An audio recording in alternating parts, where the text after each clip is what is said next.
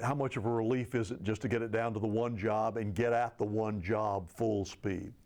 It's a huge relief. I can't tell you how much easier it seems since that game's over and now I've moved on and kind of advanced, and getting to be around our players is really exciting. To have it end the way it did on such a high note for those young men that you went back and coached for, was that particularly gratifying? It's very gratifying that they got to get the goal they wanted to achieve and kind of put them back on the map and do what some of the teams before them had done in Alabama. So it made me feel good. I hated the way we played, but obviously it was a win. So. You know, and that standpoint though, but seeing them, Right. is that a message now that you can take here to these young players that are now your team? Yeah, I think the proof's in the pudding. I think they can see 4 of the last 7 national championships ran through Tuscaloosa. I was a big part of that, and I want to be able to sell that we're building on that, and we want to be able to do some of those same things. First thing we got to do is make sure they understand the process it takes to get to that. It's not easy. You know, it's a culture change. It's going to be a culture shock for some of these kids. But we're going to do it. We're going to do it through toughness, effort, and competitiveness. We're going to get it done. It's not just the kids. Sure. I mean, it's everybody's got a right? Everybody's got a man from the program top to bottom, and the administration here has been great, building a great support staff, a great coaching staff, and getting the kids to buy in and believe in what we believe in.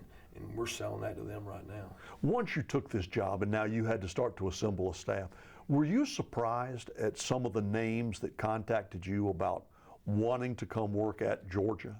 I wouldn't say surprised. I think there's a lot of people that knew I was hopefully going to get a head job soon that had reached out and said, I want to be part of your staff. And then when the job happened, you know, the University of Georgia is a national name. It's very recognized out there, and there was tons of interest.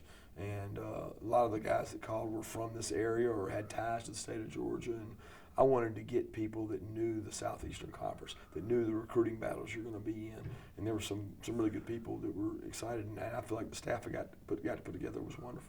You know, your first 2 hires, Chaney, Pittman, I mean, you got 2 elite, an offensive coordinator and an offensive line coach that many say is the best in the country. Absolutely. You know, I don't think those 2 guys get enough credit. They've done a great job. They've been very competitive where they've been at. They've both been successful coaches. I think Coach Pittman, you know, he's had a lot of opportunities to go to the NFL. You had to coach against him. Sure, and Chaney, and they both have given us fits and problems with their schemes, and they do a good job of being balanced. They believe in running the football, which I believe is something you have to do in this game. When you get away from running the football or you can't run the football, you lose physical toughness, you lose it on defense. It's hard to control the line of scrimmage if you don't run the football, and you got to do that to be able to win, and those guys have done that at successful levels, and it's important to them. As soon as we finish this, you're about to get up and you're going to hit the road. You're going to start recruiting, which is bread and butter.